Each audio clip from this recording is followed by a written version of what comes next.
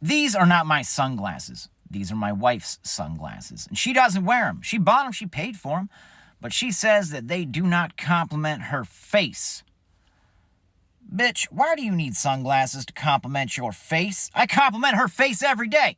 I'm like, hey, baby, you have the most beautiful face, and I want to do things to it. All right, that's enough. You can keep scrolling. Move along. I'm going to overshare now. So when I was in the military, I was in the Air Force. That's kind of like the military. I was afforded the opportunity to learn how to throw a hand grenade. Fucking cool. Here's the thing. I was an indoor kid, hence the Air Force. I didn't know how to throw a goddamn thing, and I said as much. And they were like, don't worry about it. This is an excellent opportunity for you to learn how to throw. With explosives and the possibility of death. You want to know how they teach people how to throw in the Air Force? There's a textbook, and in that textbook is an illustration. Looks a little something like this. What the fuck is this?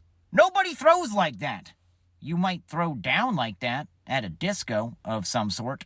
So they gather us all up and they herd us over to the hand grenade throwing range, which is just an empty field with 4 titty-high holes lined with concrete. And inside each of these holes is a supervisor, a chaperone, an instructor who's going to make sure that we don't blow ourselves up. Our fearless leader, this dickhead who barely outranked us, who was in charge of all of our lives, the first thing he did is he pointed at me. He said, Joe, get your ass in one of those holes. I said, yes, sir. And I ran over to one. And I was paired up with this beefy, angry-looking black staff sergeant who reminded me of Dokes from Dexter.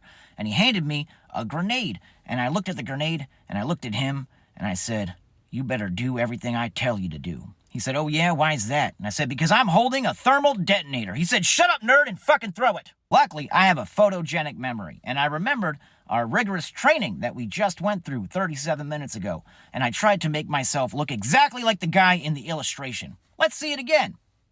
That guy at the bottom, he's racist. I got into position, and I threw that grenade as hard as I could, which wasn't very hard at all. It landed 5 feet in front of us, and that angry black staff sergeant, he got angrier and blacker somehow. He said, what the fuck? He grabbed me by the collar, he threw me to the ground, and he jumped on top of me.